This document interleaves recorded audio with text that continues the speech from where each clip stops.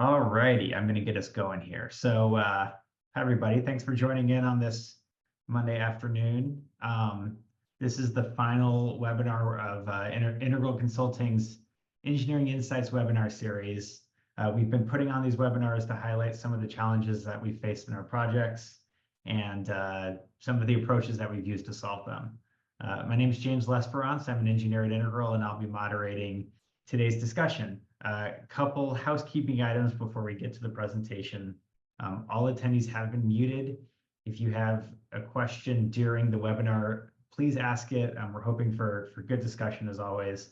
To do so, use that Q&A dialog box down at the bottom of the Zoom screen.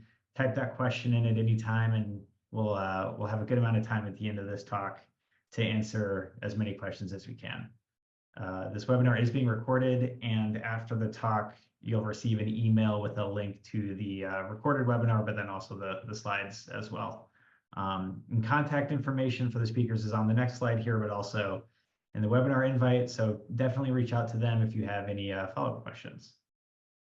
So today's talk. Today we're going to be talking about the fast-moving regulatory environment surrounding PFAS, and an interactive tool that Integral has built to try to track those regulations as they change.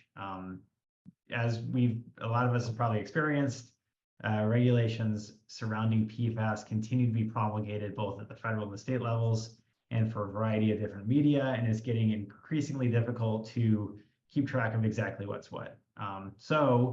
Integral has compiled up-to-date information within an interactive map that is publicly hosted on our website. And our intention is that this free, publicly available dashboard will be a living resource for everybody within the industry to use to go in and see what the latest regulations are for a given state or agency and that sort of thing. So we're going to spend the next hour or so discussing some of the general history of PFAS regulations. We'll give a brief walkthrough of the dashboard and then also some thoughts on what that information means and how we might use it going forward. So with that, I'll introduce today's speakers. Our speakers today are Logan Uselman, Jonathan Zadra, and Alex Myers. Logan is a PhD hydrogeologist with diverse experience in both consulting and academia, primarily focused on source identification and patent transport. She oversaw the metadata that was inputted into this dashboard. Jonathan is a PhD data scientist with over 15 years of experience focused on both data visualization and advanced quantitative methods, and he developed the dashboard. And then finally, Alex is a risk assessor with over 12 years of experience focused on evaluating human health impacts and a wide variety of constituents, and she's helped us interpret the data. And with that, I'll hand it over here to Logan to discuss PFAS regulatory history and context. Logan. Thanks, James. Thanks for that introduction, and welcome everyone.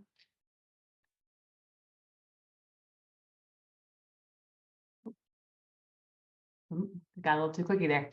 So I'm going to first just go over a brief outline of what we're going to talk about. We're going to start by discussing what are PFAS, then how did we get here into this regulatory environment that we're currently in. We'll discuss why we at Integral are tracking the regulations, and then, as James mentioned, we'll do a walkthrough of how to access and manipulate the dashboard. And then kind of now that you have all this information, what do you do with it? And as a bit of a side note and backstory, I actually spent 10 years as a firefighter. So I have spent my time spraying AFFF, which has PFAS in it. And this is just a photo of me before I changed my last name in front of a really fun structure fire. So what are PFAS? So PFAS, or per and polyfluoroalkyl substances, are a class of man-made chemicals that have been manufactured in the US since the 1940s. The number of PFAS changes depending on what source you look at, but it can estimates are that's anywhere around 15,000 synthetic chemicals. As we go through the talk today and also through the dashboard, you'll hear a lot of terms like PFOA, PFOS, PFBS, PFHxS. These are all types of PFAS, with the two most common being PFOA and PFOS. If you are looking to get more information on how PFAS get into the environment and kind of the history of PFAS, the EPA has a really great fact sheet where you can learn all about PFAS in drinking water, waste sites. As I mentioned, it's in AFFF, which is a firefighting foam, how it kind of has made its way into the environment through food, biosolids, packaging, and consumer products. So how did we get here? So in 1974, the EPA, Congress enacted the Safe Drinking Water Act, which gave the EPA the ability to regulate chemical concentrations in groundwater and to set maximum contaminant levels. So fast forward to 2006, the EPA brokered the voluntary phase out of PFOA and PFOS, so two of those PFAS compounds. In 2009, the EPA issued a provisional health advisory for PFOA and PFOS of 400 parts per trillion and 200 parts per trillion. And again, this is in parts per trillion, and a part per trillion is equal to a nanogram per liter. And that's a million times smaller than a part per million or milligram per liter, which is a common frame of reference that a lot of standards are in, is milligram per liters or microgram per liters. But we're talking about relatively small concentrations. In 2016, the EPA published a lifetime health advisory for PFOA and PFOS as a combination of PFOA and PFOS of 70 parts per trillion. And then in 2019, EPA published the action plan to kind of outline how they were planning on addressing PFAS going forward. In 2021, EPA published their strategic PFAS roadmap, which kind of outlined their path to getting towards an MCL, or a maximum contaminant level. And then the health advisories were updated in 2022 for PFOA and PFOS with interim health advisories, and then a final health advisory for both GenX and PFBS. In 2023, EPA proposed a national primary drinking water regulation for MCLs for PFOA, PFOS, and a combination of PFNA, PFHxS, PFBS, and GenX with a hazard index of 1. And then in April of this year, as I'm sure many folks on this call know, their EPA set the final national primary drinking water MCLs for PFOA, PFOS, PFHxS, PFNA, GenX, and then mixtures containing 2 or more of the following compounds: PFNA, PFHxS, PFBS, and GenX. Now, all state water systems have until 2029 to meet these new federal MCLs for PFAS. So that's at a federal level. States, while the federal regulations have been developed, have kind of taken a diverse set of paths. So I want to just quickly look at 2 states, Minnesota and New Jersey. These states are particularly interesting because Minnesota was one of the first states to enact any kind of limit for PFAS in water, and New Jersey was one of the first states to enact a MCL for PFAS in drinking water. Now, these states are also interesting in the sense that Minnesota uses a non-enforceable limit, whereas New Jersey uses enforceable limits. And Minnesota, their values apply to both drinking water and groundwater, whereas New Jersey values are separate for drinking water and groundwater. There's also the added complication that some states are actually not able to regulate compounds at concentrations greater than the EPA. So these are just 2 examples of states that are able to do this. And because I'm a geologist, I have to note these are not drawn to scale. So this is the same timeline we just looked at with the timeline of the federal government. If we look at Minnesota, shown in orange, you can see that in 2002, Minnesota issued their health-based values for PFOA and PFOS. Now, these are more guidance values just to help folks understand what concentrations are considered safe for drinking water and groundwater. These health-based values for PFOA and PFOS were updated into health risk limits, which are non-enforceable limits that we have today for PFOA and PFOS. And then you can see that over time, the value in Minnesota for PFOA and PFOS has decreased as we move forward in time. For PFOA, for example, we started out with an HPV of 7,000, then it went to 500 ppt, to 300 ppt, and then to 35 ppt in 2017. It also decreased recently, but we'll get to that in the next slide. In addition to just an overall decrease in concentration for Minnesota, you also notice that there are other PFAS that kind of come into the picture before EPA. So for example, in 2011, Minnesota issued its first HRL for PFBA and PFBS, as well as an action level for PFHxS in 2013. Also, at this time, or in 2019, EPA issued an interim recommendation for addressing groundwater contaminated with PFOA and PFOS at a combined limit of 40. So EPA also separates groundwater and drinking water, unlike Minnesota.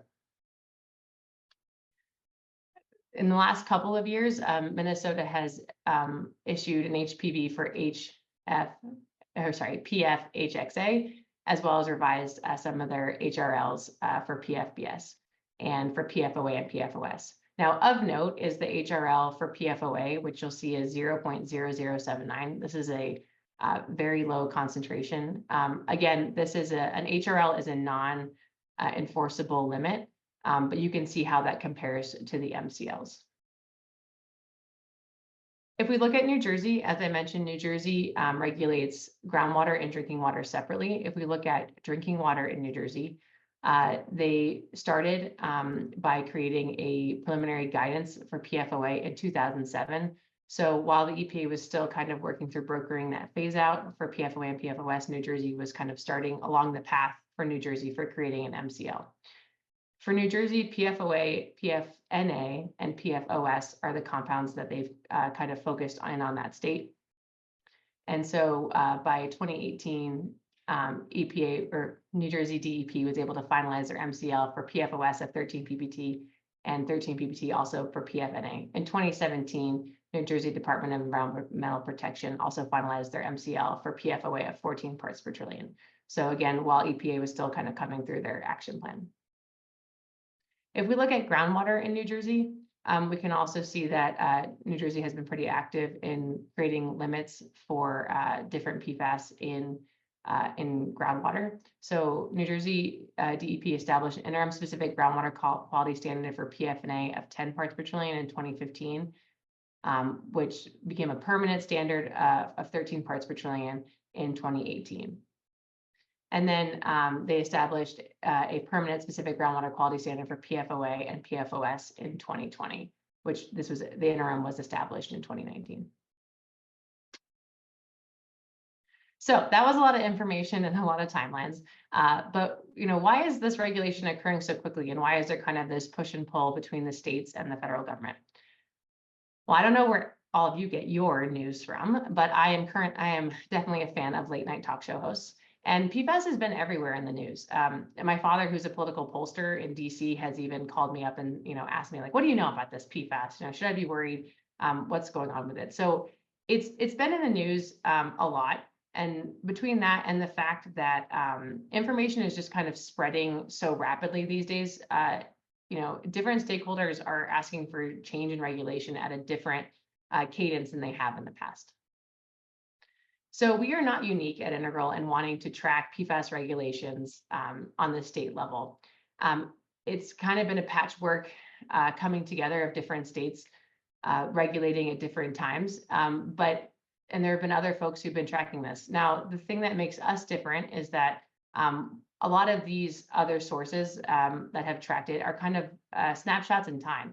So if anyone is familiar with this environment, it is constantly changing, and it can be the thing where a state can come up with a standard the day after you publish your paper, and so then it's no longer accurate or just presenting the most up-to-date information. Additionally, there's also a lot of nuances that kind of go into how each state is tracking and regulating PFAS, and so we're able to capture those nuances with our dashboard that we are going to show. So when a state decides, if they're going to regulate PFAS or any compound for that matter, the question is, is it going to be an enforceable limit or a non-enforceable limit? And then as far as what the type of limit is it going to be an MCL like New Jersey, or is it going to be a health advisory, an action level, a notification level? Kind of what is going to happen based off of that regulation or that limit? And then which PFAS? Is it going to be a sum of constituents like PFOA and PFOS, or is it going to be individual concentrations? Currently, PFAS is regulated either on a sum or an individual basis, not as a class of compounds. So that's something that we might see change in the future. Which media will the limit be applicable to? Is it a drinking water standard, a surface water? Is it a combination of two, like groundwater and drinking water for Minnesota? We haven't talked about soil yet, but we are also tracking PFAS regulations on the soil level, both through leaching into groundwater and through direct contact. So how does that play into these other limits for each states? And then also, is there any other stipulations? Is it only at certain PFAS sites? Is it only for certain waters? Are there certain exposure criteria that become important? And I think Hawaii is a good example here, where they have levels that reference the proximity to a surface water feature. So a lot of things for states to think about, and a lot of ways in which states can think about this regulation differently. So it's not an easy feat to kind of track this. Not only are states taking different approaches, but there's also just different regulatory agencies at play. Sometimes this falls under the Department of Health, sometimes it falls under Department of Ecology or Department of Environmental Quality. And a lot of states use the same terms, but mean different things. A health advisory in one state or screening level in one state might be enforceable and non-enforceable in a different area. So it's important that we kind of dive in and really understand how the state intends to use these. There's also been a weird amount of inaccurate reporting by the media. So, different local newspapers or more regional newspapers will report on a criteria or an update of regulation, and often they're wrong, or they didn't quite understand the nuances that went into establishing that limit. And then, as I mentioned, there's just a lot of state-specific nuances. Every state, not every state, but a lot of states have kind of taken different approaches on how to get to this current state that we're in. So beginning in 2021, Integral created a state-by-state PFAS regulatory map. This map was, the goal of this map was to track these regulations and update it in real time. One of the best parts about this map, in my opinion, is that it created, it provided the source that we used, the link for each state, so you didn't have to go searching around Google, and we kept it updated from 2021 to the present. But we kind of thought we should up our game a little bit and kind of increase the ability to utilize the information. And so we have updated our interactive map into a dashboard, which we hope you all will enjoy using and provide us feedback on. But John is now going to walk you through our dashboard. Great. Thank you, Logan. Just give me a quick second while I share my screen. Okay. So first off, how do you get to the dashboard? If you go to our website, integral-corp.com, and go under our services, you'll see this PFAS link. And we have all sorts of different PFAS information here, but this first tile will take you to the dashboard. So just to demonstrate here, if any of you are on a smaller screen like I am, where you can't quite fit this, you do have a link down here to view the dashboard in a full screen mode. All right, great. So I'm going to give you a tour of the new dashboard. It's, like Logan said, got a ton of new features and things that'll hopefully make it more usable and useful over just the original maps. You'll note first that across the top here, we have the different media types, each in a different tab. And then for each of these media types, we have 3 different views of the exact same data that sort of lend themselves to answering different types of questions. So you can see that if I switch to different media, all these tabs stay the same here, but it's the specific data for the media we've selected. So for the map, the states are color-coded by the regulation status, again, whether it's enforceable or non-enforceable. And one thing that's unique about the map view versus others is that it's really explicit which states don't have any sort of state level regulations. So you can click on any of the states and get a pop-up with more information. When it actually has regulations, California, for example, we can see the regulation status again. Here are the regulation types that Logan mentioned, and then here are the actual limits. And you'll notice that there are some states, California being one, that has enforceable limits, but also some non-enforceable limits. In these cases, we color code it by whatever the most stringent regulation is. So California gets this dark blue for enforceable. In addition, for most of the maps, we present sort of a quick reference here on MCLs or RSLs. So you can look at those while you're comparing the data in a pop-up. Other than that, the map is just like any other Google map you've used. There's zoom controls. If you end up over here somehow, you can always click this button to reset it. But that's sort of the main thing for the map. So the next thing I'll point out here is that we have included a chart. This, I think, provides a really good way to sort of visually and quickly compare limits across different states. So this chart's organized where we have states on the x-axis. We've also included the EPA limits just for reference. And then the y-axis here has the actual limit in parts per trillion here. It'll be in different units for the soil, but you have a couple different filters that you can apply. By default for the chart, we only include limits that are enforceable. However, if you want to add others, you can just click these and you'll see that they get added in there. You can also select which PFAS compounds you're looking at. By default on the chart, we limit it to only 5 items just because adding many more starts to become really hard to interpret. You also have controls to filter by when the state adopted their very first regulation. You can choose specific states if you're only interested in a couple and get rid of the other things so that it's easier to compare.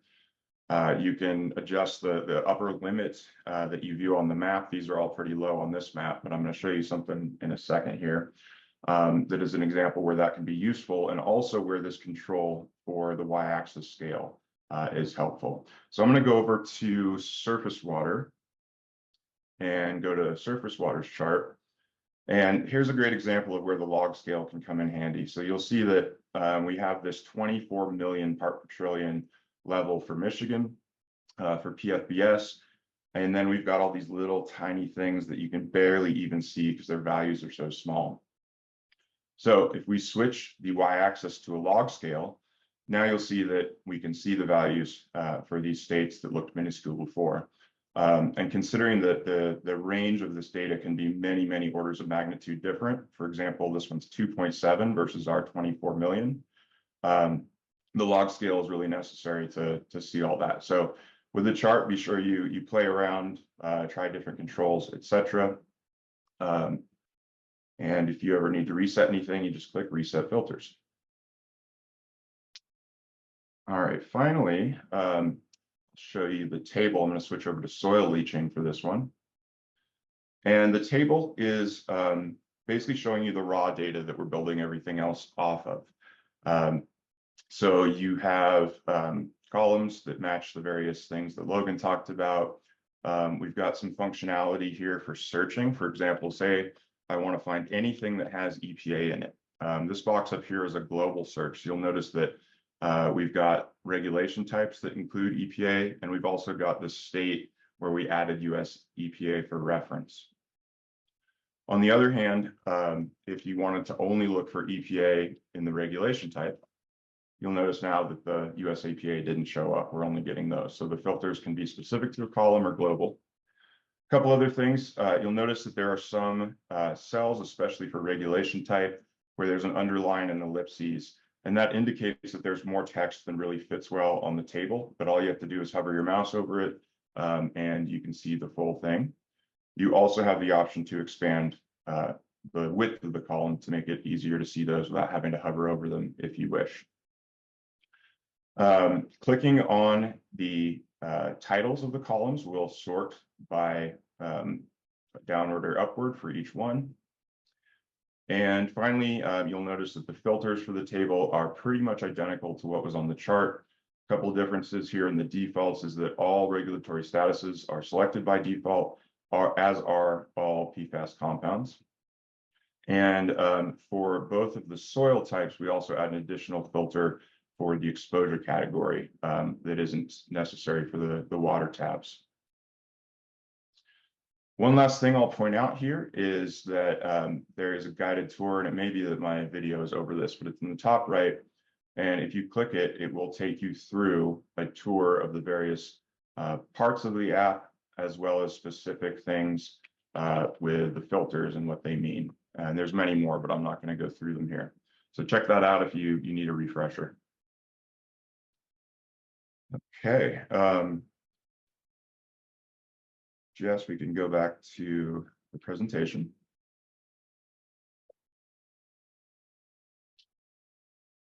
Oh, you know what? Sorry, there's one thing actually I wanted to show too, is real quick. We also have a handy fish tissue map for anyone that's an angler out there. So this is just below the dashboard. And this shows you if there's any consumption advisories or consumption bans for any water bodies that you may be interested. So as you click through these sort of cluster icons, you'll finally get to individual markers that show you exactly what part of the river it's talking about here. And the pop-up will tell you whether there's any, again, consumption advisories or bans. So here, bluegill is limited to 1 meal a week because of PFOS. All right, now we can go back to the presentation, Jess.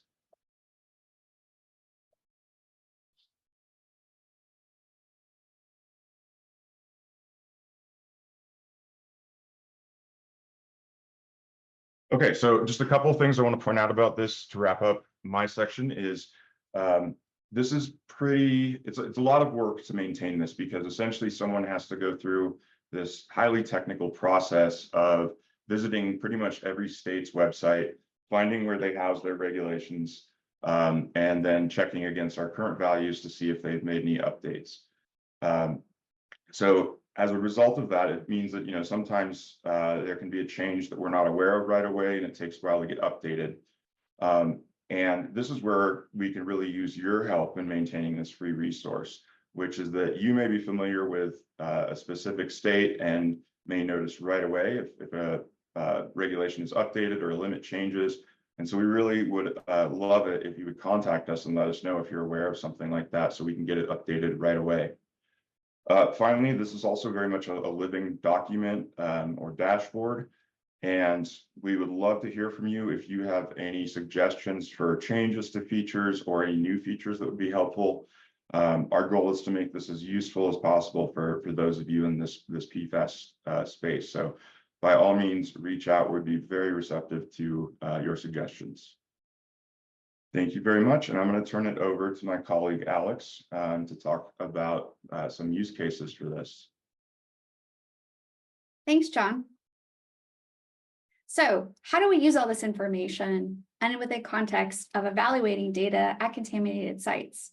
So it really depends on the regulatory framework. And if we're considering federal criteria from EPA, we'll look at both CERCLA and RCRA regulations. But unfortunately, that's not all. As you saw of those regulations that Logan presented, there are many states, and a lot of them do have PFAS regulations that may or may not be consistent with the federal criteria. Fun fact, a bonus for anyone who can name all of these state flags at the end of this presentation. So why do these values vary? There's several factors that we have to consider, and let's think about this in the context of groundwater screening values. So for exposure pathways, we want to think about how someone might be exposed to PFAS in groundwater that is used as a drinking water source. So there are different pathways or routes, such as an ingestion of groundwater used as a drinking water source, dermal contact, so when we're washing our hands or taking a shower, or inhalation of volatile PFAS when showering. So the assumptions that are part of those exposure pathways can vary from different states as compared to the federal agencies, and all of these factors change how that screening value may be derived. The next criteria to think about are toxicity values. So the availability and the adoption of these toxicity values from the scientific literature can be different between different agencies. This information is rapidly evolving, and so the use and adaptation of these values in our screening levels, some states may or may not necessarily incorporate. Another topic that will make a big difference in groundwater screening values are the thresholds to consider. So there are both cancer and non-cancer based thresholds for PFAS chemicals, and the selection of that value. So when we derive a groundwater screening value, we have to assume a certain level of risk that is protective of the environment for people who might be exposed to PFAS in the environment. So when we think about cancer thresholds, they can range, and assuming in 1 person in 10,000 may develop cancer over their lifetime if they're exposed to PFAS, or it can be at the lower range of 1 person in 1,000,000. So depending on which level threshold you select, that will make a large impact, orders of magnitude, on the cancer or non-cancer threshold selection for that final screening value. This would apply for PFOA and PFOS because they are currently considered PFAS chemicals that have cancer endpoints.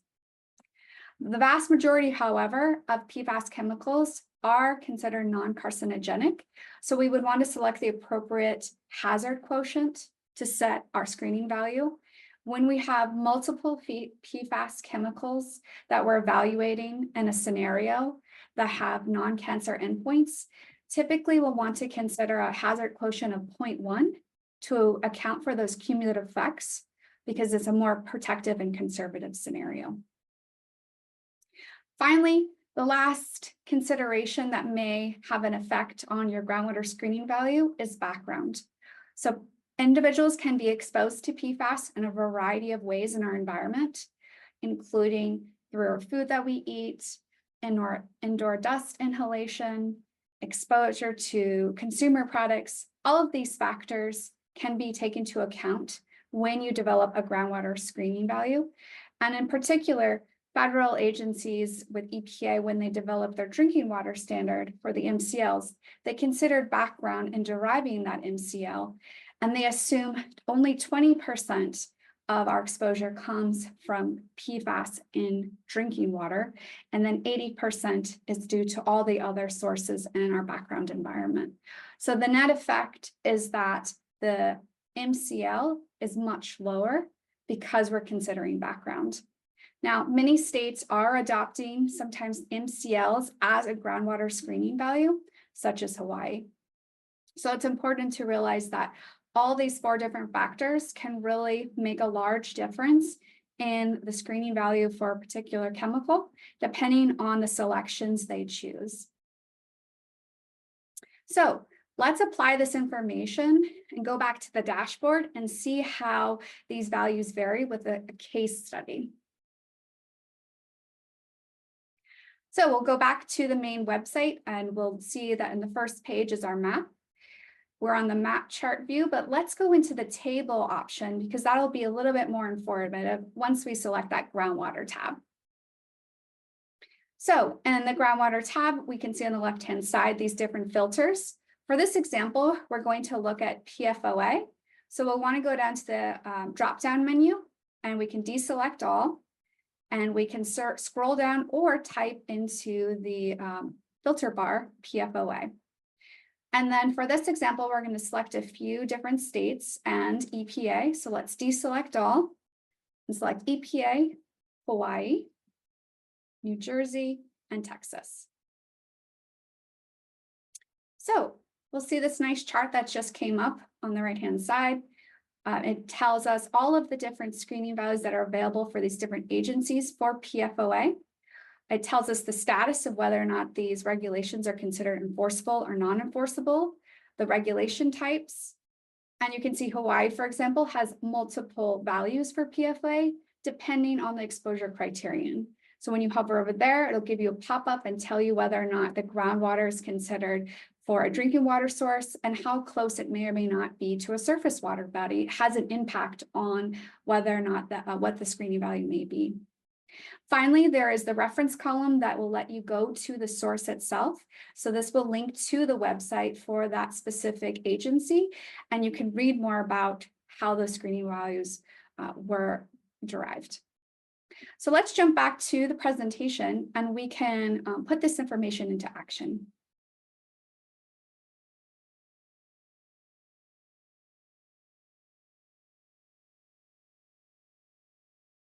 Okay, so in this hypothetical scenario, we have an example of 10 parts per trillion or nanograms per liter of PFOA in groundwater. We had just looked at those different agencies such as Hawaii, New Jersey, Texas, and EPA. And you can see in that middle column that the groundwater screening value varies on several orders of magnitude depending on the agency. And that really links back to all of those assumptions and criteria that we discussed previously about the exposure, the toxicity, thresholds, and the consideration of background. In particular, Hawaii does use, for its most stringent criteria, if it considers groundwater as drinking water, it has adopted the MCL of 4 ppt for PFOA. And EPA, which is the lowest, has a risk-based approach and considers multiple factors that really drive that screening value lower. So when you compare that concentration in groundwater to these various different screening criteria, you can see whether or not, hypothetically, it may or may not exceed that screening value. Whether or not it exceeds doesn't necessarily, just because it exceeds, does not necessarily mean that this indicates that there's an adverse health effect for someone who may be consuming groundwater as drinking water. Rather, it's important to note that this really warrants further evaluation. So that further evaluation could be different types of actions, such as collecting additional groundwater data to really refine that exposure point concentration and understand what chronic exposure may be, whether or not someone is using that groundwater for drinking water. Or we can refine some of the assumptions. So we talked about the amount of water that's ingested. Is this a residential scenario, maybe only commercial? All of those different types of assumptions can be adjusted in a site-specific risk assessment. And we can better refine that screening value and that risk based on the actual scenario that is being evaluated. So the screening values are really just a point of preliminary evaluation. But Integral is here to help you really dig in further and understand what these values mean and how we can appropriately apply it for your site. So let's move forward together with all this information. My colleague Logan first talked about the regulation timeline and how it's rapidly evolved over time, and it's quite varied depending on the different agencies' seats that promulgate this information. Then John went through our dashboard and explained all the different options and the ways that this information can be accessed. And then finally, I provided an example of how we can use this information when we're evaluating it in the context of groundwater exposure used as a drinking water resource. We realize this topic is constantly evolving and quite complicated, but our colleagues here at Integral are here to help you, guide you through this process, and we'd love to support you in your evaluations. So with that, let's open the floor for questions. Thank you. Great, thanks, Alex, and Logan and John. All right, I see we've got a couple questions, and so we can tackle those first, but if any other folks have questions, definitely type that in to the Q&A box at the bottom, so we have a little bit of time here. I did also just throw a link to the dashboard in the resources tab on the bottom of the Zoom page too. So feel free to check that out. So some questions. So it looks like Luke here had a question about whether or not we've considered setting up web scraping to try to automate some of the updates at the state level. And John, looks like you typed in your answer there, given some of the inconsistencies or consistencies state to state, right? Yeah, I mean, the short answer is that the location of where the states share that data changes so constantly, and even if they may have an Excel file that they provide, but they may have updated like the column headers. There's just not a lot of consistency for a lot of states when they update things, but we are going to start looking and seeing if there are some states that are consistent, because then we could scrape those and limit the number of things that have to be done manually. Yep, that makes sense.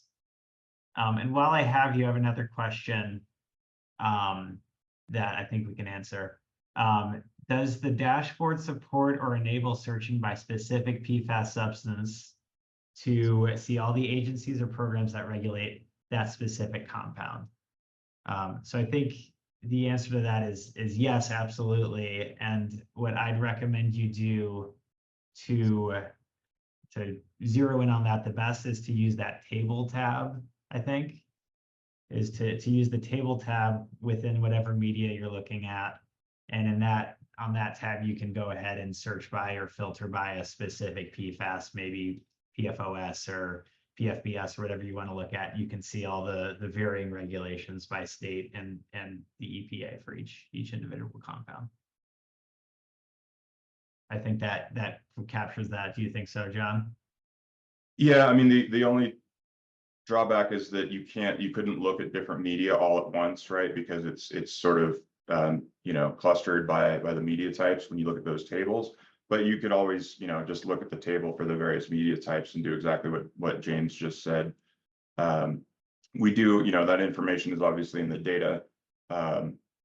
But yeah, so that's the best way to do it right now. If it's something that you think would be really helpful, I'd love to hear about why and the use case. So feel free to email us and we can discuss it some more.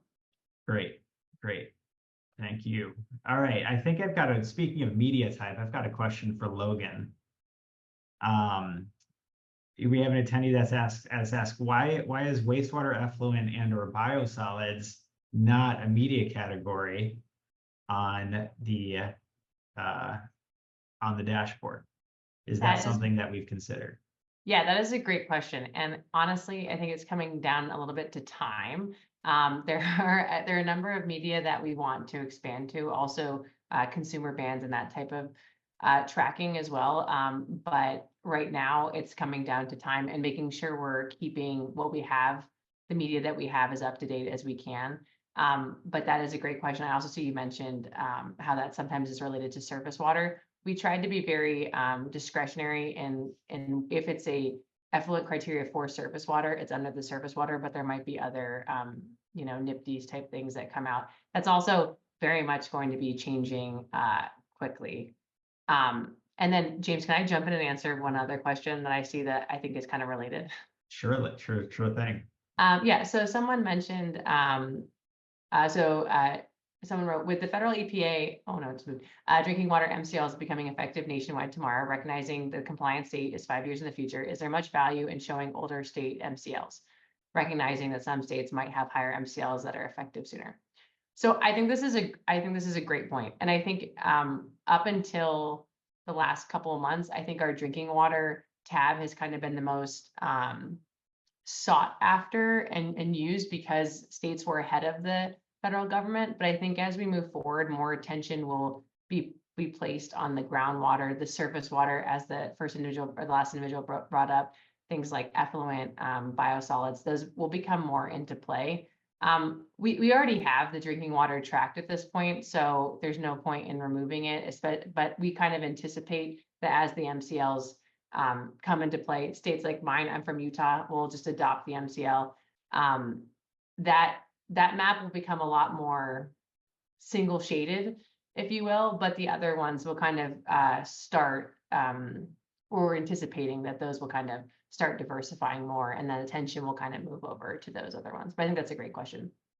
I think the one thing I'll add to that I think is a cool feature of this map at the state level is that you can see using the toggle tabs, you can see the date which state MCLs were adopted, which can help if you're, even though, yeah, at the federal level, at a drinking water media standpoint, things might be more uniform going forward, but as you're looking back on the history of a site, you might be able to use that data to help contextualize past site decisions and things like that. Yeah, excellent point, James.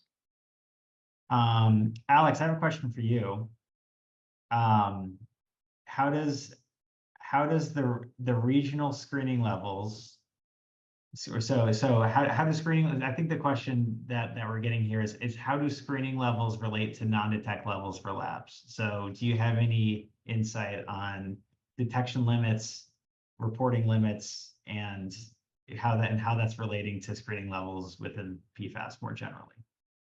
Yeah, that's an excellent question. That does bring up a lot of uncertainty in your evaluations. So it's important to consider our detection limits and our MDLs, reporting limits, quantitation limits, all of that when you are evaluating your data. So ideally, before you go out and collect your data, you want to contact that lab where you're going to be sending that information and determine what are the MDLs or the RLs that they're using for those individual chemicals, the PFAS chemicals that you're evaluating at your site. And you want to see if those quantitation limits are lower than your screening values that you're evaluating against. If they're higher, then it's difficult to determine whether or not you really have a true non-detect, which creates uncertainty in your risk assessment evaluation. So there's a couple of ways to evaluate that uncertainty. You could quantify risk from the amount that you do detect at that non-detect limit if it's above a screening value and assess that risk. I do realize that, for PFA specifically, the groundwater screening value that just got released in May is many orders of magnitude lower that is available by labs right now to be able to see down that low. So it pretty much at any point, if you detect PFOA in groundwater, you're going to be exceeding the EPA RSL for that tap water value. So that's going to bring a lot of challenges for sites and how we move forward in evaluating that uncertainty. And so I'm curious, this just got released in May, so it's been about a month. It'll be interesting to see how EPA and if states do adopt those values, how we'll move forward with evaluating that uncertainty when they're creating a screening level that is so low below what we can actually quantify at the labs at this time. Great, thanks, Alex.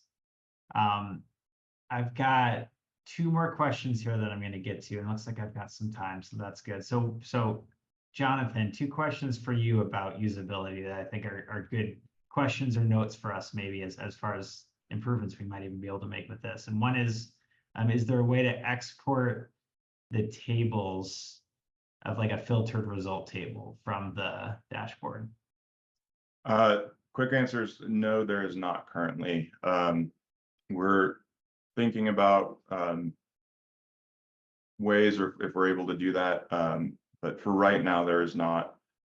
So yeah, that's the short answer, unless any of the other panelists want to take that. But yeah, no, I think it's a good suggestion because I can see how that could be a nice quick way to use some of this information.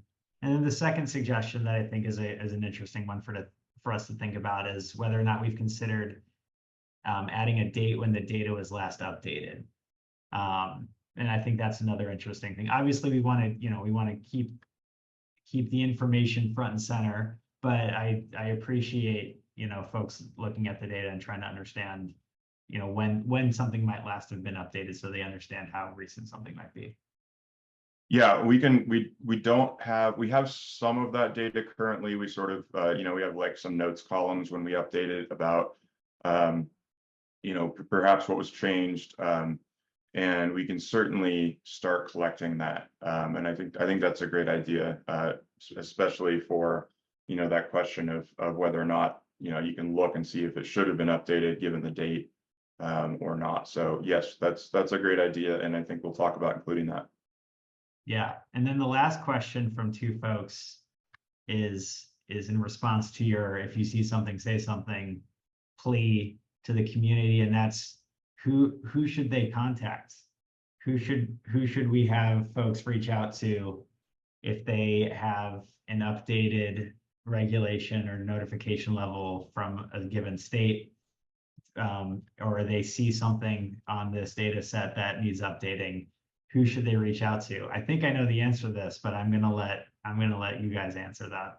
Yeah. So one thing I skipped pointing out is that just above the web page where the dashboard lives, there is a link to email us, and that actually just goes to Logan. So the other answer is you can directly contact her, and you're more than welcome to contact me as well, but I'll probably just send it to Logan. So but I'm also happy to be contacted directly if you have any suggestions too. Great. All right. Well, I really appreciate the great discussion. And I hope folks, feel free to check out this dashboard, play around with it. Let us know what you think. I appreciate everybody joining, and looks like we can stop a couple minutes early here, but yeah, appreciate everyone joining. Thanks again to the speakers, and we'll talk to you all soon. Thank you.